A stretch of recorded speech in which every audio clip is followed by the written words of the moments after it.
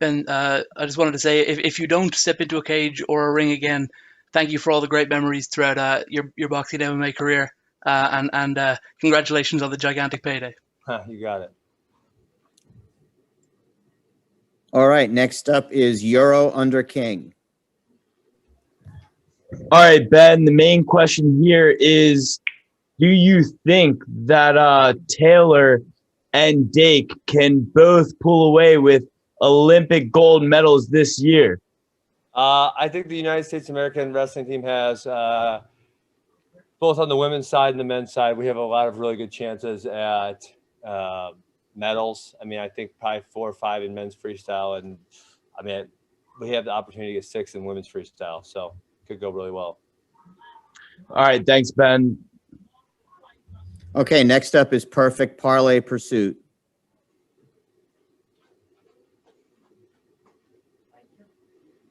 I can't.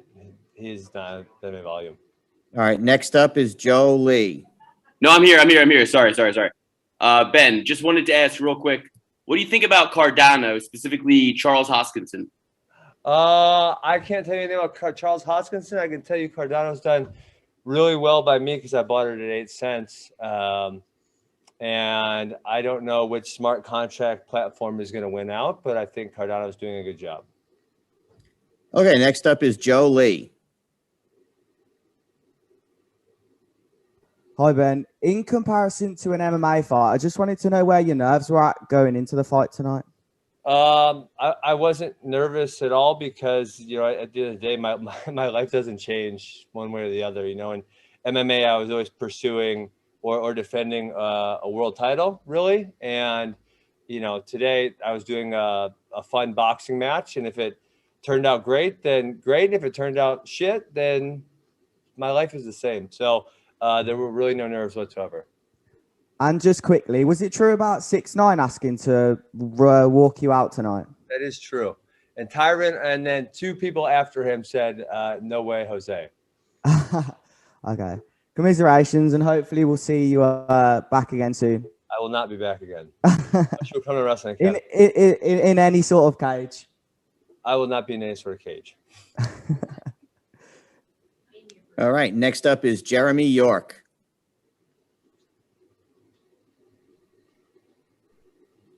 Well, obviously, Ben, probably didn't quite go the way you wanted it to, obviously. No. But like you said, this wasn't going to impact the legacy of Ben Askren. You've done so many great things up until this point, so many more great things to come up. Well, the obvious question, what is next? Is it coaching? Is it, you just said maybe not in a fight capacity. Is it coaching now?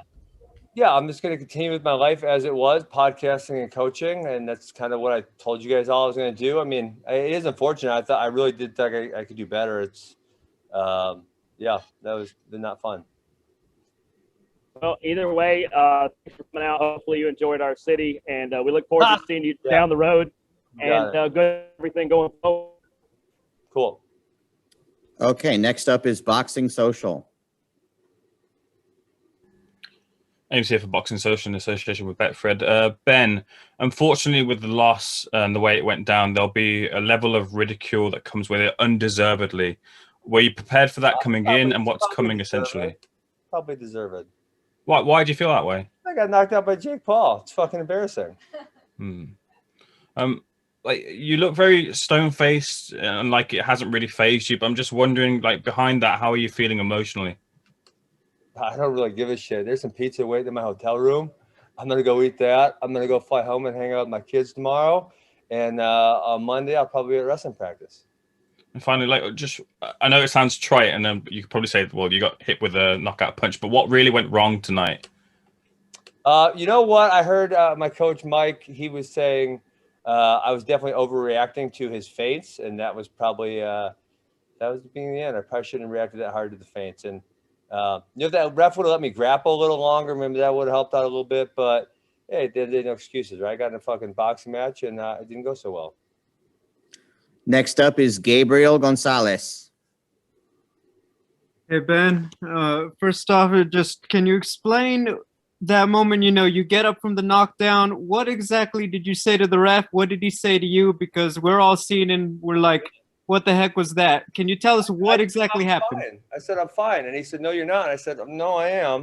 And he said, no, you're not. And then he stopped it. And then, he's in charge. And so I can't really debate him that much. Compared to other hits you've taken, the Robbie fight, Robbie Lawler, anything else? More hurt, less hurt? What was it? I don't really feel any pain, but I guess it caused me to fall down.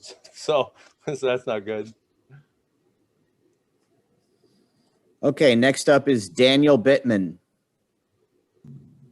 Hey, Ben, we all know two things. One, you're a world-class athlete.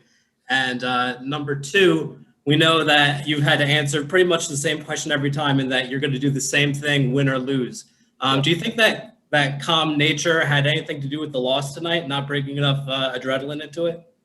No, I fought as hard as I could. I trained as hard as I could, right? Given the fact that I was sitting on the couch for 16 months. They said, let's fight. I said, okay. I started training right away. Given the amount of time, I got into as good a shape as possible. And I took it seriously. I was very disciplined in my training. So I don't really, I have no excuses, right? And like I said, I was very comfortable going in there. I don't know. I just got hit with a hard punch, I guess. Absolutely. Thank you, Ben, for a great career. Yep. Appreciate it. Next up is Hans Themistode. Hey, Ben. So, I really wanted to know, obviously since you just lost, do you kind of respect him now? Like No, his skill set? I don't. No, I don't. Because I want to see him get in the fight, and I'm sorry I let you down. I didn't get to get in the fight with him. He hit me early. As I said, that's when you respect someone is when you see what they're made of. And, I was hoping that you guys would get to see that tonight, and I let a lot of people down because they didn't get to see that. Well, that kind of follows me up to my next question. Do you feel like you let the MMA community down? Because, it was a boxing ring, and I guess technically you did say that I didn't let the MMA community down. I let the world down. People fucking hate Jake Paul, and they wanted to see me make him miserable, and I didn't do that. So I didn't let the MMA community down. I let the world down. And if I could just ask you this one last thing, obviously you were in MMA. If there's one person from MMA kind of around his weight class, who was that guy that you would kind of nominate? Tyron Woodley? I would love Tyron to whoop him up. Tyron wants to fight Oscar De La Hoya, but I would love for Tyron to fight Jake Paul. He's a significantly better boxer than I am. So, that would be my guy. Gotcha. Thank you, man. Really appreciate it. You got it. And next is Paul Gant, Go For It Radio.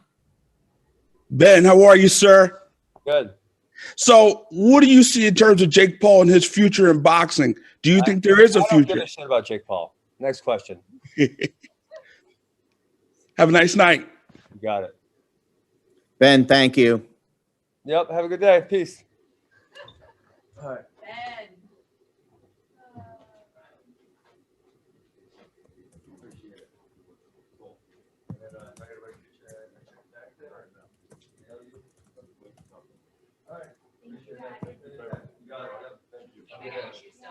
What?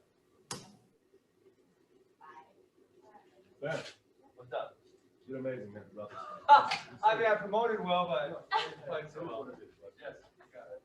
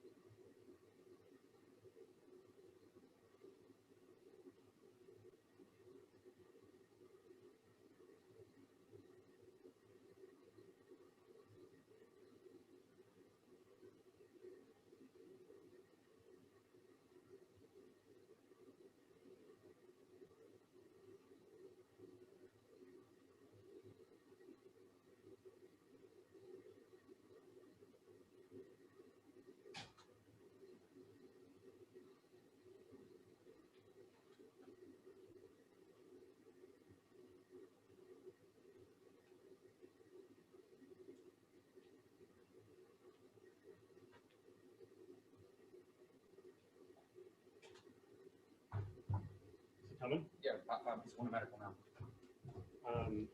They said they'd get them to me first before the virtual. Hey, Jerry, we're probably about 5 to 7 minutes away before he gets in here. Perfect. Thank you, everyone. It's 5 to 7, everyone.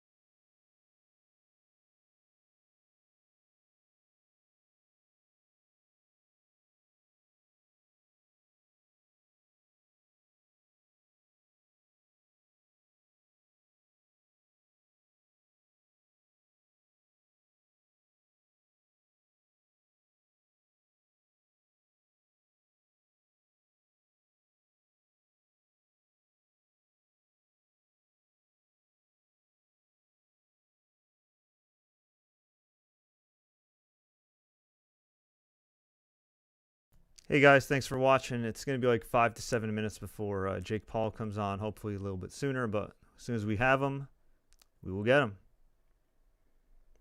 If you don't know, Jake Paul destroyed Ben Askren in a minute in round number 1, which will surely make MMA fans miserable. We had Fournier defeat Ray Khan.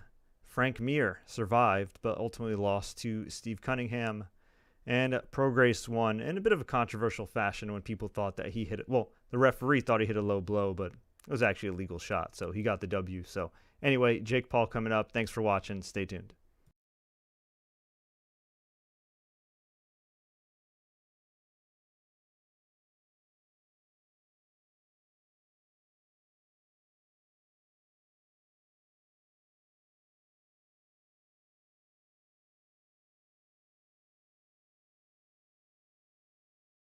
Shout out to everybody in the live chat on YouTube and Facebook. If you're watching this, you can watch on youtube.com/The Sports Courier and facebook.com/The Sports Courier.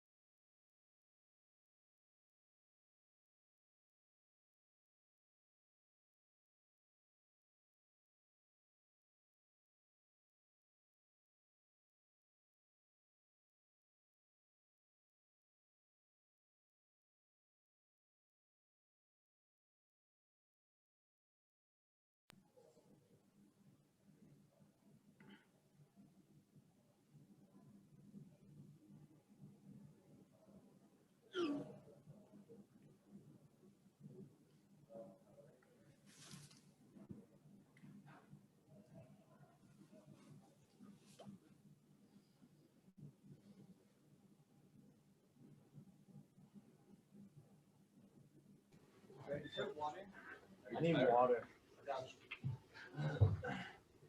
Oh, he's got it. He's got it. Ready, Jerry? Please sit. Ready. You're in front of it. You want Can they lower it? Doesn't? Yeah, it does. Just make it quick, Jay. You can sit. Move yours. Yeah, there we go. I used to be a camera guy. See? So much for not lowering. He's in it. Okay, Jerry. Hold All on. right. No, not yet. Not yet. Not yet. I need to make sure I look good. You're there. All right, we're on. All right. First question is for Joe Lee. Congratulations, Jake. You've now beaten 2 YouTubers, a professional athlete in Nate Robinson, now a professional MMA fighter in Ben Askren. Is the next logical step for you to fight a professional boxer? I don't know, man. I'm going to do whatever I want, honestly. I feel like I'm living in a dream right now. And honestly, I don't think I'm going to be doing good at these interviews right now because I've had so much on my mind in the past 10 days and I've had to hold it together. I've had to persevere through a lot of hard shit, allegations, death. The list goes on, and I don't know what's next for me, man. I've been going for 14 months, fighting 3 times. I talked a lot of shit. Look, I don't know what's next, man. I'm gonna just enjoy my life for a second. Next up, Euro under King. Now, Jake, we don't know what's next, but a lot of people have been calling you out in terms of fighting Joe Fourier earlier in the night, Dylan Dennis, and also Tyron Woodley in the corner of Ben Askren tonight. I know you don't know what's next in terms of the things that have happened in your life recently, but could you pinpoint any one of these carriers in this? I honestly don't even know who those people are. And please don't ask me any dumb questions. Next up, Donna Corby. Jake, congratulations on a great result. After the fight, you were clearly very emotional in the ring. Of course, like you mentioned, an insane 10 days. Obviously, the passing of Shadow clearly affected you throughout the week. Could you talk to us about that moment, just yourself on your knees in the ring? Look, when Shadow passed away, it was one of the weirdest, difficult things I had to deal with in my life. I still haven't processed it. I still haven't dealt with it. It's hard, man. It's hard. And I had to hold it together as a warrior for my team and focus on the mission ahead. And Shadow told me the whole entire time, he said, you're going to get him in the first round. I've had visions. I've had dreams. When you knock him out in the first round, we're going to get it tattooed. And I had to suppress all my emotions. I had to stay focused. When I got the W, it just all sort of set in, and this one is truly for him, man. This guy is a legend, and he had my back 24/7, and I wish he was here to experience this moment with me, man. And that's sort of why it's just surreal. I feel like my life is a movie. I can't believe it. I feel like I'm dreaming right now. And I know he's watching down right now. And he's like, I got your fucking back for the rest of your life, brother. And I don't know what to say. Like, it's been hard for all of us, for real. But he's here with us. I felt his energy. He gave me goosebumps right before the fight. And rest in peace, Shadow. Forever he will live. Forever he will be there protecting me. And man, like, this is just surreal. This is history in the making. Next up, Hans Femistode. Hey, what's going on? So I know that you expected to knock Ben out in the first round. A lot of people expected you to win also. But when you fought Nate Robinson, and you took him out pretty easy, and then you fought Ally Edson Gibb, you took him out easily. Did you kind of expect the same thing with Askren, where you thought you were going to take him out with like one shot, or did you kind of expect him to just be at least a little more resilient? I mean, I said it the whole time. I said this fight's going to be easier than Nate Robinson. And no one believed me, per usual. At one point, I was the underdog as a betting favorite. I'm not going to let y'all forget that. I was the underdog. That sounds crazy, but I was the underdog. And I knew it was going to be easier because Nate Robinson was weird. He fought like a random guy on the street. Like, I don't know. I knew Ben was going to sit there like a typical MMA fighter and just have no head movement, and his body was going to be wide open. And I'm just too powerful. The cows in Ohio produce a different type of protein. And when I'm sitting there baling hay since a 10-year-old, I just got some real thick shit in my arms.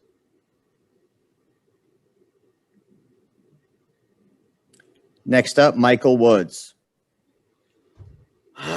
Hey, that was a hell of a right hand you threw. Did you know, Jake, when you threw it, that it was going to have that level of impact? And did you set him up? Do you remember what happened in that final sequence? I set him up for sure. I was going to the body the whole fight. I was barely hitting him. My check hook was fucking him up, but I was setting him up the whole time.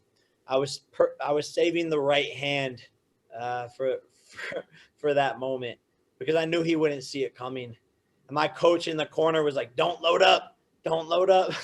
That's what he told me the whole camp. Don't load up. Don't load up. But I was like, this guy's a joker. This guy's a joker. I'm loading up right now, coach. Sorry. Thanks, everyone. Appreciate it. Unfortunately, that's the last question. Yeah, guys, I'm out of fucking breath. My voice is gone. I need like 4 more shots. I love you guys. Thanks, everyone. Mm-hmm.